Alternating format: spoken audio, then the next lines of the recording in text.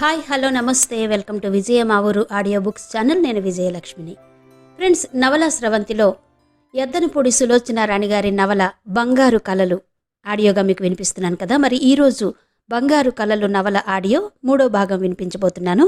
మరి ఆలస్యం చేయకుండా కథలోకి వెళ్ళిపోదాం. రాజారావు గారింట్లో రవి జ్యోతి పడక గదిలో కుర్చీలో తలదించుకుని నుదుటి మీద వేళ్లతో రాచుకుంటూ పరధ్యాసగా కూర్చుని ఉన్నాడు. అతని మనసంతా అల్లకల్లోలంగా ఉంది. ఇదెక్కడి విచిత్రం? చచ్చిపోయిన మనుషులు బతికి వస్తారా? మిస్ రోజీ సరోజ కావడం ఎలా సాధ్యం? సరోజ ముగ్ధరాలు. పరాయి మగవాడు కనిపిస్తే పైట నిండుగా కప్పుకుని తల కూడా శాంతం ఎత్తని స్వభావం. ఇంత చక్కగా నాట్యం చేయడం అనేది పూర్తిగా అసంభవం. కానీ ఆ అమ్మాయి సరోజే అని నమ్మకంగా అనిపిస్తోంది. తన కళ్ల ముందు చచ్చిపోయిన సరోజ మళ్లీ బ్రతికి రావడం కూడా అసంభవమే అనిపిస్తోంది. దీర్ఘాలోచనలో ఉన్న అతను గదిలోకి జ్యోతి రావడం గుర్తించలేదు. ఏంటంత దిగులుగా కూర్చున్నారు? స్నేహితుడి దగ్గరకు వెళ్లలేకపోయాననే బెంగ అంది జ్యోతి. రవి ఉలిక్కి పడ్డట్టుగా తలెత్తి చూశాడు. జ్యోతి వెంట తెచ్చిన లుంగి అతనికి అందించింది. లెండి, బట్టలు మార్చుకోండి, ఇప్పటికే ఆలస్యమైంది. ఇంకొంచెం సేపు ఉంటే మీరు కూర్చునే కునికిపాట్లు పడేట్టున్నారు అంది. అంత నిద్రమొహంవాణ్ణి కాదులేండి అంటూ లుంగి అందుకున్నాడు. దాని అంచు అనుమానంగా చూస్తూ, కొంపదీసి మీది కాదు కదా అన్నాడు. అరే, సరిగ్గా ఎలా ఊహించారు? మా నాన్నగారి వైట్ డ్రెస్లో మీరు చైనా మాంత్రికుల్లా ఉంటారని ఇది తెచ్చాను అంది జ్యోతి. కానీ ఇబ్బందిగా చూశాడు అతను. ఏంటి అభ్యంతరమా? భలేవారండి.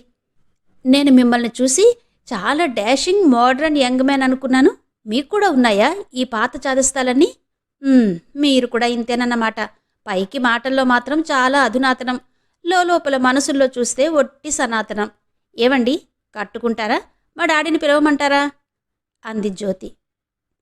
వద్దులేండి, కట్టుకుంటాను. రవి గభాలన లుంగి లాక్కున్నాడు. ఇప్పుడు ఆయన చూస్తే ఆ లెక్చర్ పూర్తయ్యేసరికి తెల్లారొచ్చు అన్నాడు. జ్యోతి ఫకాలన నవ్వింది. నవ్వుతూనే వెళ్ళి మంచానికున్న దోమతెర దింపి అంచులు సరిచేసింది. మంచినీళ్లు ఈ టేబుల్ మీద పెట్టాను, మీకింకేమీ అవసరం లేదుగా అంది. ఏమొద్దు, థ్యాంక్ యూ. మీకేదైనా లోటు జరిగిందని తెలిస్తే మా నాన్నగారు చంపేస్తారు అంది జ్యోతి. మీకలాంటి ప్రమాదం ఏం రానివ్వను, ధైర్యంగా ఉండండి అన్నాడు రవి. అమ్మయ్యా, హామీ ఇచ్చారుగా, అయితే నిశ్చింతగా నిద్రపోతాను. వెళ్లబోతూ ఆగింది. మెల్లగా వెనక్కు తిరిగి అతని దగ్గరగా వచ్చింది. ఏవండి అంటూ సందేహంగా చూస్తూ తటపటాయింపుగా ఆగిపోయింది. ఏంటి? మీకు మీకు నిద్రలో లేచి నడిచే అలవాటుందా అడగలేక అడిగింది. లేదు. ఏ, మీకుందా? అతను అనుమానంగా చూశాడు. జ్యోతి తల ఊపింది. చచ్చా, అయితే నేను తలుపులు లోపల గడియ వేసుకోవడం మంచిదేమో. దట్స్ బెటర్, వస్తాను. జ్యోతి వెళ్లబోయి గుమ్మం దగ్గర మళ్ళీ వెనక్కి తిరిగింది. Wish you very very sweet dreams అంది. Thank you, same to you. మీకు కలలో ఎవరొస్తారని నాకు తెలుసులేండి అంది. ఎవరు అడిగాడు రవి. Miss Rosie. అతను చకితుడయ్యాడు. అయినా రెప్పపాటిలో తమాయించుకున్నాడు. నోనో, మీరు పప్పులో కాలేశారు, మళ్ళీ ట్రై చేయండి అన్నాడు. ఎవరొస్తారబ్బా ఆలోచిస్తున్నట్టుగా అంది జ్యోతి. మిస్ జ్యోతి వస్తుంది అనుకుంటున్నాను అన్నాడు రవి. పాపం. కాదంటారా? చూడండి, మీ ఇంట్లో పడుకుంటున్నాను, మీ బట్టలు కట్టుకుంటున్నాను, మీరు తెచ్చిపెట్టిన మంచినీళ్లు తాగబోతున్నాను. మీరు నన్ను అపహసిస్తారేమోనని భయంగా ఉంది. చీప్పొండి. జ్యోతి చెంపలు కెంపులైనాయి. సిగ్గు అంకురించగా సమాధానం చెప్పలేకపోయింది. మెరుపుల్లాంటి చూపులతో అక్కడి నుంచి పారిపోయింది. రవి నవ్వుకున్నాడు. జ్యోతితో మాట్లాడడంలో ఇది వరకు ఎన్నడూ ఎరగని ఏదో తీయదనం అతనికి అనుభూతి కలుగుతోంది. ఆ అనుభూతి మరీ మరీ కావాలని మనసు కోరుకోవడం కూడా అతను గుర్తించాడు. రవి బట్టలు మార్చుకుని వచ్చి మంచం మీద పడుకున్నాడు. తల క్రింద చేతులు పెట్టుకుని పైకప్పు కేసి చూస్తూ ఆలోచనగా పడుకున్న అతనికి చాలాసేపటి వరకు నిద్ర పట్టలేదు. అతని కళ్ల ముందు మాటిమాటికి రైలు క్రింద పడిపోయి చచ్చిపోయిన సరోజ, డాన్స్ చేస్తున్న మిస్ రోజీ, ఈ దృశ్యాలు ఒకదాన్ని ఒకటి తరుముతున్నట్టుగా పరిగెత్తుతున్నాయి. చాలాసేపు అయిన తర్వాత అతనికి నిద్రొచ్చింది. కళ్ళు మూతలు పడినాయి. నిద్రలో రైలు పట్టాల వెంట అతను పరిగెడుతున్నాడు. దూరంగా సరోజ నిలబడి ఉంది. రైలు శబ్దం చేస్తూ ధన్ ధన్మని రాకాసిలా వచ్చేస్తోంది. సరోజ! అతను అరిచాడు. రైలు వెళ్ళిపోయింది. సరోజ మాయమైంది. అతను ఆత్రంగా బ్రిడ్జి మీద నిలబడి కింద నీళ్లలోకి చూస్తున్నాడు. కింద సుళ్ళు తిరుగుతూ ప్రవహిస్తున్న నీళ్లలో మిస్ రోజా 1000 ప్రతిబింబాలుగా మారి డ్యాన్స్ చేస్తోంది. సరోజ! అతను పిలవాలనుకుంటున్నాడు. చూస్తుండగానే నీళ్లన్నీ రక్తంగా మారినాయి. అతనికి మాట పెగలడం లేదు. రవికి హఠాత్తుగా మెలకు వచ్చింది. చటుక్కున లేచి కూర్చున్నాడు. ఎదురుగా జ్యోతి అతని భుజాలు పట్టి కుదుపుతూ పిలుస్తోంది. అతని నుదుటి నిండా చెమటలు కారుతున్నాయి. అబ్బా, ఏంటా కేకలు? ఏవైనా పీడకలొచ్చిందా? అంది జ్యోతి. రవి ముఖం తుడుచుకున్నాడు. జ్యోతి వెళ్ళి గ్లాస్తో మంచినీళ్లు తెచ్చి అతనికి అందించింది. రవి గటగటా తాగేశాడు. గ్లాస్ పక్కన పెడుతూ, బాగా అరిచానా? అన్నాడు సిగ్గుగా. ఏమో, మీ కేకకి మెలకు వచ్చి పరిగెత్తుకొచ్చాను. టేబుల్ లైట్ వేసి చూసేసరికి మీరు నిద్రలో మాట చెప్పలేనట్టు సతమతమవుతున్నారు. నుదుటి నిండా చెమటలు కారుతున్నాయి. దగ్గరకొచ్చి లేపాను. ఏంటా కల? కొంపతీసి నేను భూతంలా రాలేదు కదా? అంది జ్యోతి. రవి నవ్వాడు. అతని కళ్ళు హఠాత్తుగా ఆమెను పరిశీలనగా చూశాయి. గులాబీ రంగు నైట్ గౌన్లో జుట్టు భుజాల మీద నుంచి జారుతుండగా జ్యోతి నిపుణుడైన శిల్పి అత్యంత ఇష్టతతో శ్రద్ధగా మలిచిన బొమ్మలా ఉంది. మీకంటే నేనే నయం. నిద్రలో లేచి నడుస్తానే గాని ఇలా అరుపులతో అందర్నీ హడలగొట్టను అందామె నవ్వుతూ. అందుకే పడుకోవడానికి స్నేహితుడి గదికి వెళ్తానని అన్నాను నసిగాడు. మీకు నాకంటే మంచి స్నేహితులు ఉండడానికి వీల్లేదు. చిన్నప్పటినుంచి ఎక్కడికెళ్ళినా ఏ విషయంలోనైనా ప్రథమ స్థానం నాదిగా ఉండేలా చూడటం బాగా అలవాటు. మీరు గుర్తుపెట్టుకోండి, తెలిసిందా? అంది సీరియస్గా ఆమె. రవి తల ఊపాడు. ఇక పడుకోండి, తెల్లవారు వస్తున్నట్టుంది. ఆమె లైట్ ఆపి తలుపులు చేరగిల వేసి వెళ్ళిపోయింది. సాయంత్రం అయింది. రవి నీట్గా ముస్తాబయి హోటల్ బ్లూ స్టార్కి వెళ్ళి ఒక్కడే కూర్చుని డిన్నర్ తీసుకుంటున్నాడు. అతని కళ్ళు మాటిమాటికి అసహనంగా చేతికున్న వాచిలో టైంను చూస్తున్నాయి. ఎంతో దీర్ఘంగా గడిచింది. హోటల్ మేనేజర్ మిస్టర్ దత్తు కంఠం మైక్లో మృదు గంభీరంగా వినిపించింది. రవి చూపులు చురుగ్గా అయినాయి. లేడీస్ అండ్ జెంటిల్మెన్, ఈరోజు ఒంట్లో బాగుండని కారణంగా మిస్ రోజీ డ్యాన్స్ చేయలేకపోతోందని చెప్పడానికి విచారిస్తున్నాను. ఆమెకి బదులు సిలోన్ బ్యూటీ మిస్ విలియా మీ కన్నులకు విందు చేయబోతోంది అన్నాడు. అందరూ చప్పట్లు కొట్టారు. రవి చేతులు కలపడం మర్చిపోయినట్టు అచేతనంగా కూర్చుండిపోయాడు. అతని ముఖం చెప్పలేనంత ఆశాభంగం పొందినట్టుగా ఉంది. డ్యాన్స్ ప్రారంభమైంది. మిస్ విలియా నాజూకైన శరీరాన్ని ఊపుతూ తళుకుల్లాంటి చూపుల్ని అక్కడున్న అందరి మీద విసురుతోంది. ఒక్క నిమిషం సిగరెట్ నుసి యాస్ట్రేలో దులుపుతూ దీర్ఘంగా ఆలోచించిన అతను మరుక్షణమే లేచి మేనేజర్ దత్తు దగ్గరికి వెళ్ళాడు. మిస్ రోజీ అడ్రస్ ఇవ్వగలరా? అడిగాడు. దత్తు రవిని యగాదిగా చూశాడు. ఈరోజు ఆవిడకు ఒంట్లో బాగుండలేదు. Try your luck next time అన్నాడతను. రవి దవడ ఎముక ఆగ్రహం అణుచుకున్నట్టుగా కదిలింది. క్షమించాలి, నేను రేపు ఉదయమే వెళ్ళిపోతున్నాను. ఆవిడని అర్జెంటుగా కలవాలి అన్నాడు రవి. అంత అర్జెంట్ అయితే ఫోన్లో మాట్లాడండి. దత్తు నెంబర్ ఇచ్చాడు. ఆవిడ అపాయింట్మెంట్ తీసుకోకుండా వెళ్తే వాకిట్లో ఉన్న గూర్ఖా మిమ్మల్ని మర్యాద చేస్తాడు, జాగ్రత్త దత్తు హెచ్చరించాడు. ఆ హెచ్చరికలో అంతర్లీనంగా ఉన్న బెదిరింపు రవి చెవులు పసిగట్టకపోలేదు. రవి ఫోన్ దగ్గరకొచ్చాడు. ఫోన్ రింగ్ అవగానే అవతల నుంచి హలో, రోజు స్పీకింగ్ అంటూ ఎంతో మృదువుగా వినిపించింది. సందేహం లేదు, ఆ గొంతు సరోజదే. సరోజా, నేను రవిని మాట్లాడుతున్నాను. అతని మాట పూర్తి కాలేదు. అవతలి వైపు నుంచి క్షణం నిశ్శబ్దం. ఆ తర్వాత వెంటనే సారీ, రాంగ్ నెంబర్ అని ఫోన్ పెట్టేసిన ధ్వని వినిపించింది. తర్వాత అతను ఎన్నిసార్లు చేసినా ఎంగేజ్ అయిన ధ్వని వచ్చింది. ఖరీదైన ఆ మేడలో, విశాలంగా ఉన్న ఆ హాల్లో అమర్చిన ప్రతి వస్తువు ఆ ఇల్లు చాలా ధనవంతులదని రుజువు చేయడానికి తహతహలాడుతున్నట్టుగా ఉన్నాయి. క్రింద నేల మీద అపురూపమైన తివాచీ పరిచి ఉంది. మార్కెట్లో సరికొత్త ఫ్యాషన్ గల సోఫాలు అక్కడున్నాయి. హాల్లో మూలల సాలార్జంగ్ మ్యూజియంలో చూడాల్సినంత అందమైన అమ్మాయిల బొమ్మలు సిగ్గులు చిందిస్తూ నిలబడినాయి. గోడలకి ప్రకృతి చిత్రాలు చాలా అమూల్యమైనవి తగిలించున్నాయి. గుమ్మాలకి కిటికీలకి అధునాతనమైన డిజైన్లో పరదాలు సగర్వంగా వేలాడుతున్నాయి. ఆ హాల్లో ఉన్న వస్తువులన్నిటిలోకి అతి సుందరంగా బొమ్మల సోఫాలో కూర్చుని ఉంది రోజీ. ఆమెకెదురుగా హోటల్ మేనేజర్ దత్తు కూర్చుని ఉన్నాడు. ఆయన కాఫీ తాగుతూ సోఫాలో నిస్తేజంగా పాలరాతి శిల్పంలా కూర్చుని ఉన్న రోజీని గమనిస్తున్నాడు. రోజులా ఆ అమ్మాయి హుషారుగా లేకపోవడం చూసి రెండోసారి అడుగుతున్నట్టుగా అన్నాడు. Rosie, what's the matter? ఒంట్లో బాగాలేదంటావు, డాక్టర్ని పిలిపిస్తానంటే వద్దంటావు. నీ ధోరణి ఏంటో నాకు పూర్తిగా అర్థం కావడం లేదు. నా చేతిలో ఫారిన్ రిటర్న్డ్ డాక్టర్లు ఎంతోమంది ఉన్నారు. ఎలాంటి వ్యాధినైనా ఇట్టే నివారిస్తారు అన్నాడతను. నా వ్యాధి శరీరానికి సంబంధించింది కాదు, మనసు బాగుండలేదు. ప్లీజ్, దయచేసి నన్నేమీ అడగొద్దు. కొద్దిసేపు ఒంటరిగా ఉండనివ్వండి అంది రోజీ. సరే, నీ ఇష్టం. ఏదైనా అవసరమైతే ఫోన్ చెయ్యి, రెక్కలు కట్టుకుని వాళ్తాను. అలాగే, మరి నేను వెళ్ళిరానా? అతను లేచి వెళ్ళబోతూ ఆగాడు. రోజీ, బాగా రెస్ట్ తీసుకో. ఈరోజు హోటల్లో నీ డ్యాన్స్ లేదనేసరికి 10 గంటలు కాకుండానే అందరూ వెళ్ళిపోయారు. రేపు మాత్రం మానడానికి వీల్లేదు హెచ్చరిస్తున్నట్టుగా అన్నాడతను. రోజీ తల ఊపింది. డాక్టర్ని ఎవరిని పంపనవసరం లేదుగా అన్నాడతను మళ్ళీ. వద్దు. యాపిల్స్, బత్తాయిలు అలాంటివేమైనా కావాలా? ఉన్నాయి, ఏం వద్దు. ఆల్ రైట్, నేనిక నీకు మళ్ళీ ఫోన్ చేసి డిస్టర్బ్ కూడా చెయ్యను. బాగా విశ్రాంతి తీసుకో. రేపు సాయంత్రం మామూలుగా నువ్వు హోటల్కి వచ్చే టైంకి కారు పంపుతాను, సరేనా? రోజీ యాంత్రికంగా తల ఊపింది. Thank you. దత్తు సంతోషించినట్టుగా తల వంచి నాటక ఫక్కీలో లాగా అభివాదం చేసి వెళ్ళిపోయాడు. రోజీ గుండెల్లో అంతవరకు అణుచుకుంటున్న ఆవేదన బయటికి వదులుతున్నట్టుగా నిట్టూర్పు విడిచింది. రోజీ లేచి దత్తుని పంపి తిరిగి వస్తుండగా హాల్లో ఫోన్ గణగణ మోగింది. రోజీ రిసీవర్ తీసి మెల్లగా హలో అంది. అవతల నుంచి వినవస్తున్న కంఠం వినగానే ముఖం వివర్ణమైంది. మనిషిలో తడబాటు కనిపించింది. ఎవరు సరోజా? మీకెన్నిసార్లు చెప్పాలి? ఆ పేరు గల వాళ్ళెవరూ ఇక్కడ లేరని. రాంగ్ నెంబర్ ప్లీజ్ అని ఫోన్ పెట్టేసింది.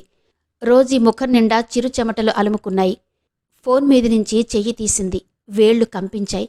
సరోజా, సరోజా అస్పష్టంగా అనుకుంది. కళ్లలో చివ్వున నీళ్లుబుకాయి. సరోజా. శక్తి తెచ్చుకున్న దానిలా అక్కడి నుంచి కదిలి యువతలకొచ్చింది. సరోజ కావాలట. రోజీ పెదవులు బిగబట్టి కన్నీళ్లు నిగ్రహించుకుంది. అక్కడి నుంచి కదలబోతూ ఉండగా మళ్లీ ఫోన్ గణగణలాడింది. రోజీ హఠాత్తుగా ఆగిపోయింది. భయపడుతున్న దానిలా ఫోన్ వైపు తిరిగి చూసింది. మోగుతూనే ఉంది. క్షణంసేపు దానివైపు వెర్రిదానిలా చూసింది. గత్యంతరం లేనిదానిలా ఏదో తెంచుకోలేని పాశం పట్టి ముందుకు నడుపుతున్నట్టుగా మెల్లగా వెళ్లి రిసీవర్ తీసింది. అవతల నుంచి అతని కంఠం వినిపించింది. సరోజా, నన్ను మోసం చెయ్యకు. నేను రవిని మాట్లాడుతున్నాను. నిన్ను కలుసుకోవాలి, నీతో మాట్లాడాలి. రోజీ ఇక వినలేనట్టుగా ఫోన్ పీక నొక్కేస్తున్నట్టు మళ్లీ పెట్టేసింది. హాల్లో నుంచి పనిమీద బయటకు వెళుతున్న నౌకరిని పిలుస్తూ, నాకు చాలా తలనొప్పిగా ఉంది. బయట గూర్ఖాతో లోపలికి ఎవరిని రానియవద్దన్నానని చెప్పు. ఫోన్ మోగితే నువ్వు తీయకు అంటూ చెప్పింది. అలాగేనమ్మా ఎంతో అణకువగా అన్నాడతను. రోజు వచ్చి గదిలో హంసతూలిక తల్పంలా ఉన్న తన మంచం మీద కూర్చుంది. ఎంత వద్దనుకున్నా సరోజా అన్న రవి పిలిపే చెవుల్లో ప్రతిధ్వనిస్తోంది. చివరికి ఎదురుగా గాజు తొట్టెలో క్రిందికి పైకి కదులుతున్న మిలమిలలాడే బంగారు చేపలు కూడా సరోజా అన్నట్టుగానే ఉంది. ఎక్కడుంది సరోజ? ఎన్నేళ్ల నాటి మాట. చనిపోయిన సరోజని మళ్లీ బ్రతికి రమ్మనమని పిలుస్తున్నాడతను. ఇక్కడున్నది రోజీ అంటే నమ్మడేం? సరోజని తన గుండెల్లో సమాధి చేసి చాలా ఏళ్లయింది. ఎలా అతనికి తెలియచేయటం? ఏం జీవితమిది! బ్రతికి ఉండగానే పోయిన వ్యక్తితను చచ్చిపోకుండానే మరో బ్రతుకు బ్రతుకుతోంది. ఒకనాడతని ఈ ప్రపంచంలో అందరికంటే ఆత్మీయుడు. ఈరోజు చూడడానికి వస్తానంటుంటే భయంతో గుండెలు దడదడలాడుతున్నాయి. మాట్లాడలేక మనసు మోగబోయింది. రోజీకి దుఃఖం ఉప్పెనలా వచ్చి ముంచేసింది. 2 చేతుల్లో ముఖం కప్పుకుని ఏడవసాగింది. కరువు తీరా మనసారా ఏడుస్తూ ఆ ఏడుపులోనే ఏదో ఓదార్పు, మనశ్శాంతి లభిస్తున్నట్టుగా చాలాసేపు అలాగే కూర్చుండిపోయిన రోజీకి హఠాత్తుగా బయట కేకలు వినిపించాయి. తుళ్ళిపడ్డట్టుగా లేచి వెళ్లి కిటికీ తెరలు పక్కకు లాగి చూసింది. మేడ మీద పై అంతస్తులో ఉన్న గదిలో నిలబడి చూసిన రోజీకి కింద గేటు దగ్గర రవి గూర్ఖాతో పేచీ పడుతూ కనిపించాడు. అతన్ని చూడగానే కొయ్యబారిపోయింది. రవి గూర్ఖాని 2 తగిలించి అవతలికి తోస్తున్నాడు. రోజీ కంగారు పడిపోయింది. ఒక్క నిమిషం ఏం చేయడానికి పాలుపోక తికమక పడింది. ఆ వెంటనే మెరుపులా ఏదో స్ఫురించిన దానిలా చెంగుతో కళ్ళు గట్టిగా తుడిచేసుకుంది. అద్దం దగ్గరకు వెళ్లి కమిలిన ముఖానికి దట్టంగా పౌడర్ అద్దుకుని గబగబా మెట్లు దిగి క్రింద హాల్లోకి పరిగెత్తుకొచ్చింది. అక్కడున్న పుస్తకం ఒకటి తీసుకుంది. సోఫాలో వెనక్కి చేరగిలబడి కూర్చుంది. రవి లోపలికొచ్చాడు. అడుగుల శబ్దం విని అప్పుడే చూసినట్టుగా పుస్తకం పక్కకు తీసి అతన్ని ఎప్పుడూ ఎరగనట్టుగా వింతగా అపరిచిత వ్యక్తిలా చూసింది. ఎవరు నువ్వు? ముఖం చిట్లించి అడిగింది. రవి ఆ మాట వినగానే బద్దలవబోతున్న అగ్నిపర్వతంలా అయ్యాడు. మెల్లగా ఒక్కొక్క అడుగే కొలుస్తున్నట్టుగా వేస్తూ రోజీ దగ్గరకొచ్చాడు. నిన్నే, ఎవరు నువ్వు? రోజీ అహంకారంగా చూస్తూ నిర్లక్ష్యంగా రెట్టించింది. ఈ మాట వినగానే అగ్నిపర్వతం భళ్ళున బద్దలయింది. అతని చెయ్యి రోజీ జబ్బ పట్టుకుని లేవదీసింది. రోజీ చెంప చెళ్ళుమంది. గదిలో ఒక్క నిమిషం భయంకరమైన నిశ్శబ్దం ఏర్పడింది. ఇప్పటికైనా గుర్తొచ్చిందా నేనెవర్ను? పళ్లబిగున అడిగాడు రవి. అతని ముఖం కందగడ్డలా ఉంది. ఆవేశంతో ఆగ్రహంతో ఉక్కిరిబిక్కిరవుతున్నాడు. రోజీ చెంప పట్టుకుని నిశ్చేష్టురాలైనట్టుగా అలాగే చూస్తోంది. పాపిష్టిదానా, నిన్నీ పరిస్థితిలో చూసేదానికంటే నీ శవం చూస్తే ఎంతో సంతోషించేవాడిని. చెప్పు, ఎందుకిలా మమ్మల్ని మోసం చేసి ఇన్నేళ్లు బ్రతికి ఉండి కూడా చచ్చిపోయినట్టుగా ఎందుకు నటించావు? మాట్లాడు, చెప్పు అరిచాడతను. రోజీ చేతుల్లో ముఖం దాచుకుని ఏడవసాగింది. అతని ముఖం మరింత కఠినంగా మారింది. చాలించు నీ నాటకం. నీ కన్నీళ్లకి కరిగిపోతానని అనుకోకు. చెప్పు, ఎందుకిలా మమ్మల్ని మోసం చేశావు? నేనెవర్నీ మోసం చెయ్యలేదు. ఏడుపు మధ్య రోషంగా అంది సరోజ. చెయ్యలేదు? ఆ మాట అనడానికి నీకు సిగ్గులేదు? నువ్వు వ్రాసిన ఉత్తరం మర్చిపోయావా? బ్రతుకు మీద విరక్తి పుట్టి ఆత్మహత్య చేసుకుంటానన్నావే, ఈ లోకంలో ఉండనన్నావు. రవి, నోర్మి. చచ్చిపోయిందనే సానుభూతి కోసం మమ్మల్ని మోసం చేస్తావా? ఇన్నేళ్లు ఆరని మంటగా నీ గురించి మేము కుమిలిపోతుంటే నువ్విక్కడ దర్జాగా రాణివాసం అనుభవిస్తున్నావా? సరోజ ఏదో చెప్పబోయింది. కాని రవి వినిపించుకోలేదు. పైగా సరోజనే అమ్మాయే ఇక్కడ లేదని చెప్పావు. నేను కళ్ళారా స్వయంగా నిన్ను చూసిన తర్వాత కూడా నా కళ్ళు కప్పాలని చూశావు. రాంగ్ నెంబర్ అంటూ నాటకమాడి నన్నిక్కడికి రానియకుండా చేద్దామనుకున్నావు కదూ. ఆత్మహత్య చేసుకుంటున్నానని మమ్మల్ని వంచించి మభ్యపెట్టి నువ్వు ఈ రంగుల మేడలో కులుకుతున్నావా? అయినింటి ఆడపిల్లవనే విషయం కూడా మరిచి సిగ్గు ఎగ్గు లేకుండా అలంకరించుకుని వయసు మళ్ళిన వాళ్లకి కూడా పులకరింతలు పుట్టేట్టు నలుగురి ముందు తైతక్కలాడుతున్నావా? అన్నాడు రవి. సరోజ చేతులు జోడించి దీనంగా చూసింది. రవి, నీకేం తెలీదు. నన్ను మాటలతో హింసించకు. ఆ మాట వినగానే అతనింకా రెచ్చిపోయాడు. హింస? హింస అనేదేంటో తెలిస్తే అయిన వాళ్ళని ఆత్మీయుల్ని వదిలి ఇలా వస్తావా నువ్వు? నాకేం తెలియకపోవడమేంటి? బాగా తెలుసు. నీకు పట్టుపరుపులు విలాస జీవితాలు కావలసొచ్చాయి. అవి నువ్వున్న పరిధిలో దొరకవు. అందుకే పచ్చని సంసారంలో నిప్పులు పోసుకున్నావు. కట్టుకున్నవాడిని వదిలేశావు. నిన్ను ప్రాణంగా చూసుకుంటున్న మమ్మల్ని కాళ్లరాచి రంగుల చిలకలా ఎగిరొచ్చావు. ఒళ్ళు చూపిస్తూ వ్యాపారం మొదలుపెట్టావు. ఎంత సంపాదించావు? ఎంత వెనకేశావు? ఎంతమంది కన్నీళ్లకి కారణమయ్యావు? రవి, రవి భరించలేనట్టుగా ఆవేశంగా అరిచింది సరోజ. ఏ, నేనన్నదంతా అబద్ధమా? కాదనగలవా? రవి, మొదట నేను చెప్పేది విను. నేను ఇంటి నుంచి వచ్చిన తర్వాత ఏం జరిగిందో ప్రతి అక్షరం భగవంతుడి సాక్షిగా నిజం చెబుతాను. దయుంచి విను. విన్న తర్వాత అది అసహజంగా అసంబద్ధంగా తోస్తే ఇక్కడే నా పీక నులిమే అంది సరోజ. ఏంటి నువ్వు చెప్పేది? నాకు తెలియదనుకుంటున్నావా? ఇంటి నుంచి వెళ్ళిపోయిన ప్రతి ఆడపిల్ల తనని తాను సమర్థించుకోవడానికి ఏదో ఒక కళ్ళబొల్లి కథ అల్లుకునే ఉంటుంది. నీ అబద్ధాలన్నీ నమ్మేందుకు? అబద్ధమా? నీ ముందు నేను ఎప్పుడైనా అబద్ధం ఆడానా? అప్పుడు ఆడకపోవచ్చు. ఇప్పుడు నువ్వు ఆ సరోజవి కాదు కదా. రోజీవయ్యే. నటన తెలిసిన దానివి, ఎంతకైనా తెగించిన దానివి. ఏదైనా చెప్పగలవు. చురకత్తుల్లా ఉన్న ఈ మాటలు రోజీ హృదయంలో వాడిగా గుచ్చుకున్నాయి. ఆ బాధని పళ్ల బిగువున భరిస్తున్న దానిలా పాలిపోతున్న మొహంతో అంది. నన్ను చెప్పని రవి, కాస్త ఓపిక పట్టి విను.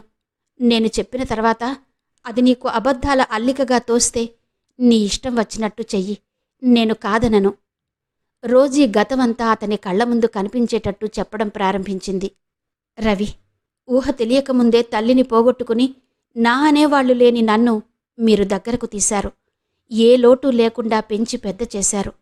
మీరు నన్ను అంత ప్రేమగా చూస్తూ నా భవిష్యత్తు తీర్చిదిద్దాలని, ఒక మంచివాడిని చూసి నన్నొక ఇంటిదాన్ని చెయ్యాలని ఆలోచనలు చేస్తున్న సమయంలో నా కలలన్నీ వేరుగా ఉన్నాయని, నా ఆశలు మరొకరి మీద పెట్టుకున్నానని నోరు విప్పి మీకు చెప్పలేకపోయాను. మన ఇంటికి వచ్చిపోతుండే శేషగిరిలో డాబు దర్జా నన్ను ఆకర్షించాయి. నేను నీళ్ల కోసం చెరువుకు వెళ్లే సమయానికి అతనక్కడ చేపలు పట్టడం నేర్చుకుంటున్నాను అంటూ గాలం పుచ్చుకుని ప్రత్యక్షమయ్యేవాడు. ఇద్దరం కొద్దిసేపు కబుర్లు చెప్పుకునేవాళ్లం. అతను నా మీద ఎంతో ప్రేమ చూపేవాడు. నేను లేకుండా బ్రతకలేనన్నాడు. నా కన్నె మనసు అతని ఆశకి లొంగిపోయింది. నా ఊహల్లో అతనొక రాజకుమారుడిగా ఉన్నాడు. మంచివాళ్ల నీడలో అభం శుభం తెలియకుండా పెరిగిన ముగ్ధత్వం అతడి మోసం తెలుసుకోలేకపోయింది. అతనిదంతా మాటల గారడి అని, అతని కపట నాటకపు ఊబిలోకి నేను దిగిపోతున్నానని తెలుసుకోలేకపోయాను. మీ ఎవరికీ శేషగిరి అంటే ఇష్టం లేదని నాకు తెలుసు. మీ అయిష్టమంతా తనకి ఎక్కువ అంతస్తు లేదనే చిన్న చూపు అని శేషగిరి నా దగ్గర వాపోయేవాడు. ఆ రోజు నా పుట్టినరోజున మీరు నా కోసం చేయించిన నగలొచ్చాయి. నువ్వు అవి పెట్టుకుని చూపించమన్నావు. నేనవి అలంకరించుకుని వస్తుండగా ముందు గదిలో నువ్వు నాన్నగారితో, నాన్నా, ప్రసాద్కి సరోజనిచ్చి చెయ్యాలని నువ్వు అనుకుంటున్నట్టుగా తెలియచేశాను. అతను చాలా సంతోషంగా ఒప్పుకున్నాడు అనడం. అలాగా, ఈరోజు నా మనసు చాలా తేలిగ్గా ఉంది రవి. అయితే పురోహితుడిని రమ్మనమని కబురు చేస్తాను. మంచి ముహూర్తం ఎప్పుడు ఉందో తెలుసుకుని ముహూర్తం పెట్టిస్తాను అని నాన్న అనడం విన్నాను. నా గుండెలు జల్లుమన్నాయి. మీకెవరికీ ఎదురు చెప్పే అలవాటు నాకు చిన్నప్పటి నుంచి లేదు. ఆ సాయంత్రం చెరువు ఒడ్డున శేషగిరిని కలిసినప్పుడు నేను కంగారుగా నా పెళ్లి సంగతి చెప్పాను. అతను నన్ను ఇంట్లోంచి వచ్చేయమని ప్రోత్సహించాడు. నన్నేం భయపడవద్దని నా చెయ్యి పట్టుకుని ఏవేవో వాగ్దానాలు చేశాడు. అతను చెప్పిన ప్రతి మాట నేను నిష్కల్మషంగా నమ్మాను. ఆ రోజు అతను కోరినట్టే తెల్లవారుజామున మీతో చెప్పకుండా నేనతనితో వెళ్ళిపోయాను. శేషగిరి నన్ను పక్క ఊరిలో ఉన్న అతనింటికి తీసుకెళ్లాడు. నేను వెంటనే పెళ్లి ఏర్పాట్లు చెయ్యమని పట్టుబట్టాను. అతను నన్ను పురోహితుడి దగ్గరకు తీసుకువెళ్లాడు. ఆయన ఇది శూన్యమాసమని, ఈ నెలలో వివాహాలు జరిగితే అది శుభప్రదం కాదని గట్టిగా చెప్పాడు. ఆ మాట వినగానే నేను నిరుత్సాహపడిపోయాను. శూన్యమాసం వెళ్లే వరకు నేనెక్కడ ఉండడం? పెళ్లి కాకుండా శేషగిరితో కలిసి ఉండడం అసంభవమని చెప్పేశాను. నా కోసం నువ్వు ఇల్లు విడిచి వచ్చినప్పుడే నా భార్యవైపోయావు సరోజా. పెళ్లి అనేది నామమాత్రం అన్నాడు శేషగిరి. మా అవస్థ చూసి పురోహితుడు ఒక మార్గం చెప్పాడు. ప్రస్తుతానికి ఇద్దరూ దైవ సన్నిధిలో దండలు మార్చుకోండి, తర్వాత శాస్త్రీయంగా పెళ్లి చేసుకుందురుగాని అన్నాడు. ఈ మాట విని శేషగిరి సంతోషించాడు. తన సహజ వాక్చాతుర్యంతో నన్ను ఒప్పించాడు. నాలో ఎలాంటి భయాలకి తావు లేకుండా చేశాడు. ఇద్దరం దేవాలయంలో దండలు మార్చుకున్నాం. అతను చెప్పిన ప్రతి మాట నిజమని నిష్కల్మషంగా నమ్మిన నేను భక్తి శ్రద్ధలతో కళ్ళు మూసుకుని మా దాంపత్యం ఆదర్శవంతంగా, సుఖవంతంగా 100 ఏళ్లు వర్ధిల్లేటట్టు చేయమని భగవంతుణ్ణి మనసులోనే ప్రార్థించాను.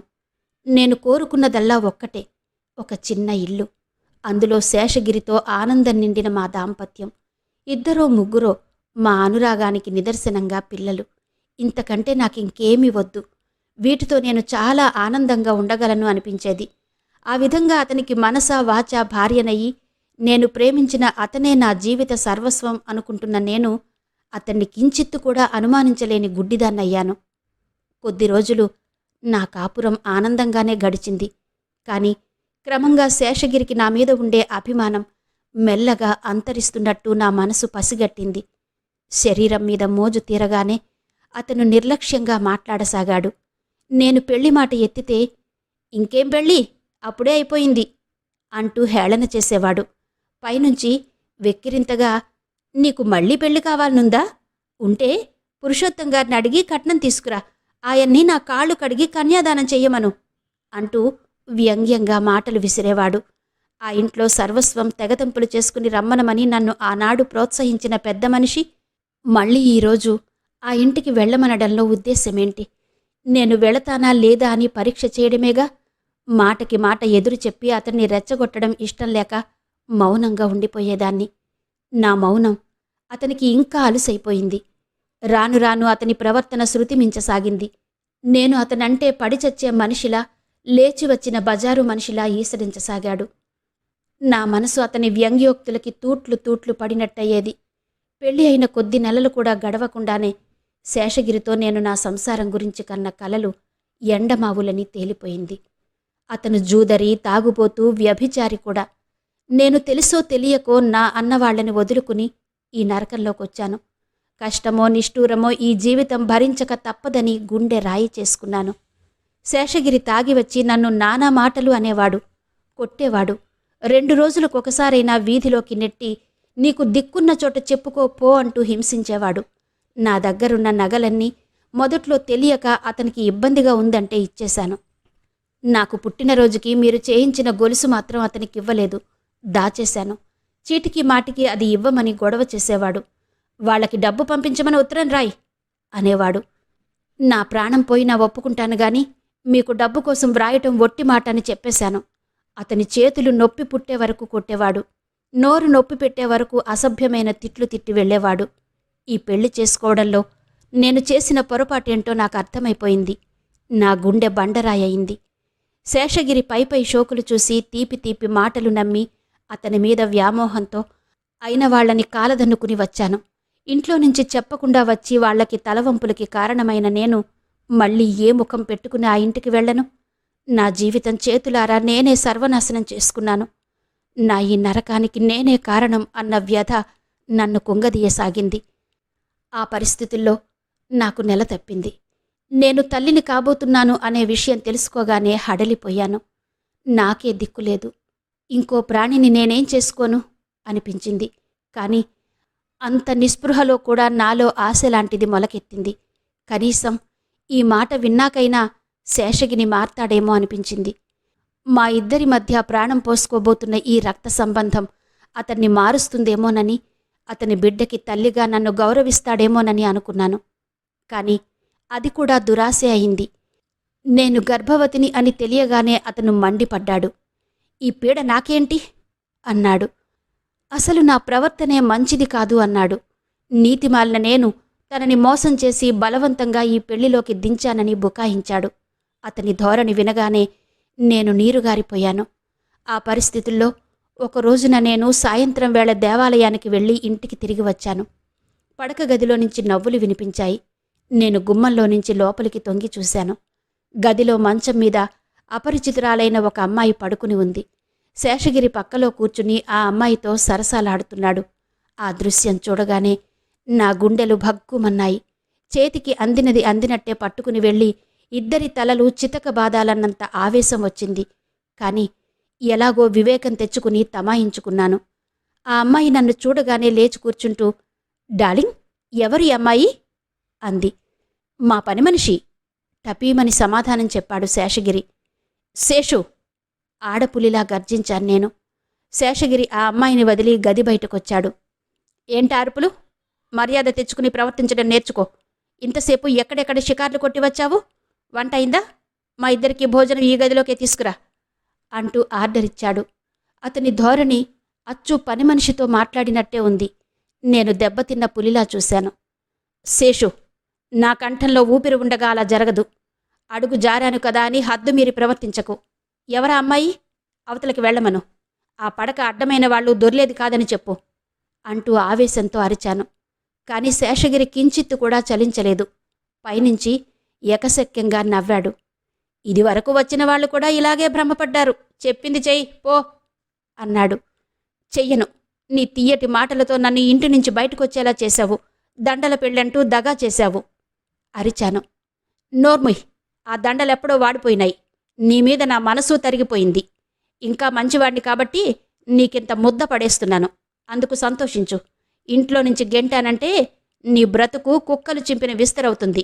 జాగ్రత్త, ఆ గతి తెచ్చుకోకు అన్నాడు శేషగిరి. నీతో నాకు మాటలనవసరం అంటూ నేను చరచరా గదిలోకి వెళ్ళాను. ఆ అమ్మాయిని మంచం మీద నుంచి లాగి గది బయటికి తోశాను. ఆయనకి సిగ్గు లేకపోయినా నీకైనా లేదు? ఇది సంసార్ల ఇల్లు. వెళ్ళవతలకి. వెళ్ళకపోయావంటే నలుగురిని పిలిచి నీ మొహాన ఉమ్మేయిస్తాను. జాగ్రత్త అంటూ బెదిరించాను. ఆ అమ్మాయి హడిలిపోయినట్టు చూసింది.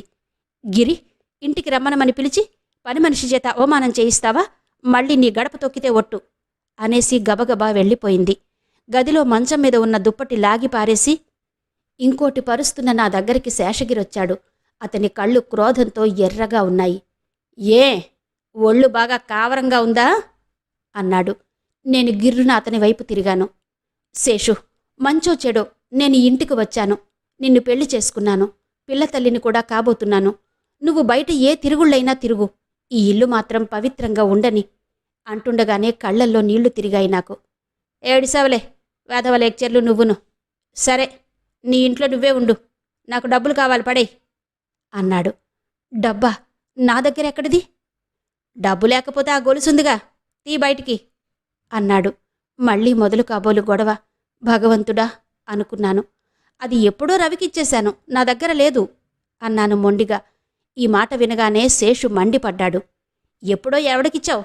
వాడిక్కడికి ఎప్పుడొచ్చాడు అంటూ నా జుట్టు పట్టుకున్నాడు. నిజం చెప్పు, నా వెనక ఎన్నాళ్ల నుంచి సాగుతోంది నాటకం. అయితే నీ కడుపులో పెరుగుతున్న బిడ్డకి వాడే తండ్రన్నమాట.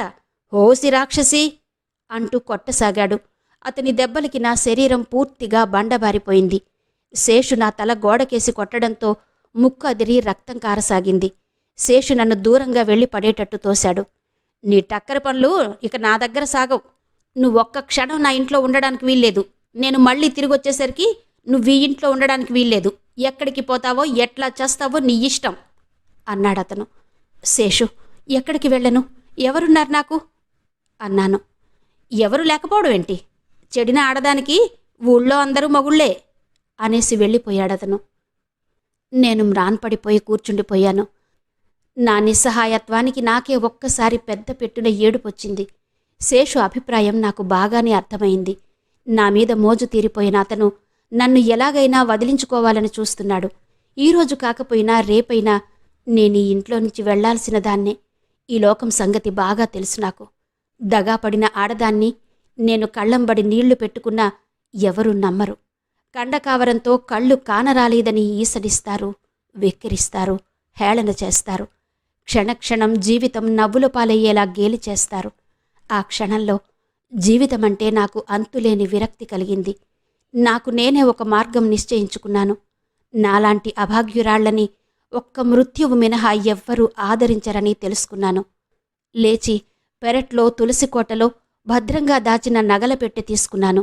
అది చూస్తుంటే నా కళ్ళంబడ నీళ్లు తిరిగాయి.